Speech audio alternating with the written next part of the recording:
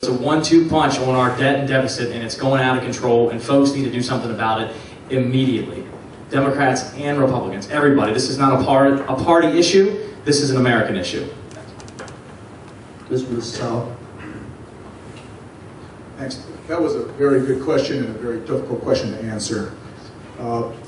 It basically points out that the entitlements are by far the biggest problem we have in terms of our national debt. And it is broken. I can give you all the statistics. The important point is we need leaders with backbone who can get up there and put an end to it. One of the, when I say put an end to it, I'm talking about this path that we're on right now. One of the things that distinguishes me from the other candidates, I would prefer to be on the Ways and Means Committee that controls taxes and entitlement spending versus the authorization committees. I think we need to go after those things. We cannot break the trust that we have formed with our current generation senior citizens. Social Security has been around since part of the New Deal, and the Medicare since about 65, the Great Society programs. So we must continue that and break that trust. But future generations, I think that we need to get them used to a new contract. One reason I might not give it to the states, and I know it's a generic 10th Amendment question, is everybody would go to the state with the most generous programs, and maybe that's okay. I just think we need to think that one through a little bit. But it was a great question. Thank you. Mr. Well. The question comes down to, do you believe that the government has the solution to all our problems, or do you believe in the free market principles that made this country great? Unfunded mandates for Social Security, Medicare, Medicaid, prescriptions, over $100 trillion. That represents for every man, woman, child over $350,000. If you go on the national debt clock and look at it, it's ticking up. It's an insatiable appetite that's bankrupting this country, and not only us, our children, and our children's children. And the only way to break that is to believe that government is not the solution, government's the problem, just like Reagan said. And by offering common sense, free market solutions, privatization, make them much more better, much more enticing, much more efficient than the government bureaucracy, as I explained in my analogy of how the money travels all the way around DC and how it gets back. By offering those common sense solutions, we will truly bring this country back to economic prosperity and not bankrupt it for ourselves nor our children's children. Thank you. Ms. Sandlin. Well, we can't break our promise to our older Americans who have paid in and are counting on Social Security and Medicare. That's clear. As far as bringing those programs under the state, I'm not sure. I don't have the answer to that. I've never even heard that posed. That's really interesting. But again, I don't feel like I need to come in and reinvent the wheel. There are people with bigger minds who are discussing these issues. Congressman Ryan just came out with his Roadmap for America, and that covers Social Security, Medicaid, and Medicare. One way we can unburden Medicaid is through education. If we educate people, they take better care of themselves, we are starting to unburden Medicaid. One other thing about Social Security, I'm not too worried about it because for all those years being a stay-at-home mom, my Social Security report looks like great big rows of goose eggs. And that is one thing that I would look at changing. I would like to see child support be made earned income and women be given, or men who receive it, be given Social Security credits for child support. Thank you.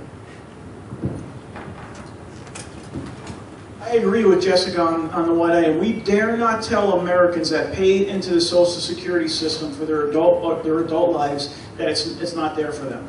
We owe it to them. And you got to look at what Social Security is.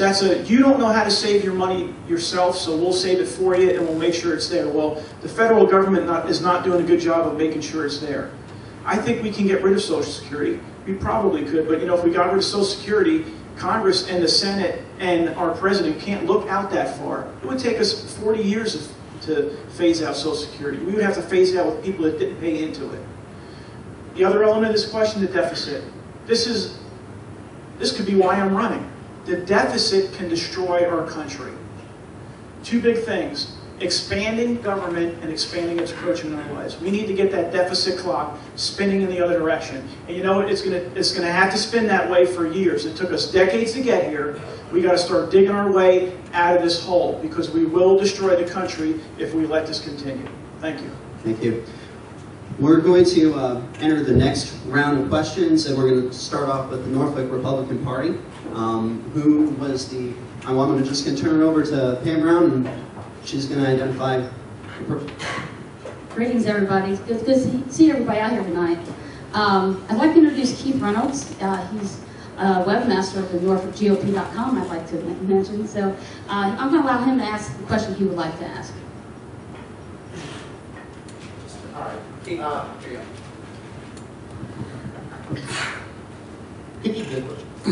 Can you differentiate the fair tax from the value-added tax books? In addition to that question, I think,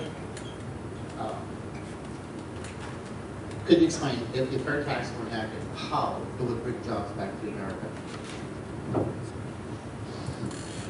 And I think we've been doing so well with this order, let's just go ahead and keep it the same order and not change things around. So, Mr. Moldak. And this is, let's go with a 2-minute response. I don't know how to bring jobs back to America, and I worry about the fair tax right now because we have a fragile economy. Our economy's in bad shape. Our job numbers are in bad shape. The fair tax scares me. I don't know what else to tell you. I don't agree with it. I have issues with the transition of it. We have a very weak housing market. You crank on 23% tax. I know we talked to different numbers, but basically I know it's 23%. But that's the federal end of it before the state takes a crack at it. Parts of the fair tax also, and I think Ben mentioned it, we were at the Republican breakfast a while back, said, you know, the mechanisms in there for the states to collect the money. Not all the states. 45 of them, yes. There's 5 states that have no structure in place to collect sales tax. I really have problems with the transition plan into a fair tax system in this type of economy. It scares me. It's throwing everything up on its end at a very fragile moment in our economic history. Thank you. Oh, we have 2 minutes. What else are we going to talk about? Could you differentiate the fair tax from the value-added tax? Well, value-added tax is like a fair tax, but the value-added tax retains income tax.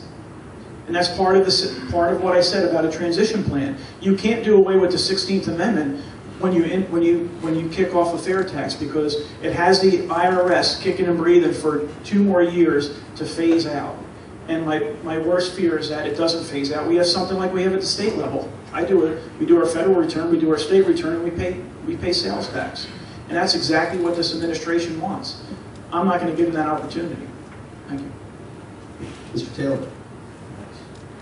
I think the biggest difference is, of course, that you do retain the income tax if you have the VAT tax, which, again, we talked about political favors and stuff like that that can be done with income tax. The fair tax, it keeps more money in your pocket, keeps more money in business pocket, keeps more money in folks who are with capital gains as well too, which what does that mean? If you have more money in your pocket and you're an entrepreneur, then you can expand your business, you can hire more folks, and again, I think that you can spend your money much better than the federal government can. So I do support it. I think everything should be on the table right now, given the current economic situation. There's my answer. Thank you. Mr. Mississauga. Well, you know, there's a technical answer to the value-added tax and the fair tax are both consumption-based taxes, and they both tax added value in the supply chain. Europe has had that value-added tax at about, 17%. So one difference is we have a case study that we can look at to see how that system works. And the other issue is our fair tax that we talked about. That could be up to 30%. There are some compliance issues that there's compliance issues we can understand more by looking at the European issues. The IRS would not go away. There would be something in the Treasury Department had to make sure, basically we're going to go from rather than having hundreds of millions of individual taxpayers to maybe hundreds of thousands of businesses that are responsible. So it would ease the burden on that.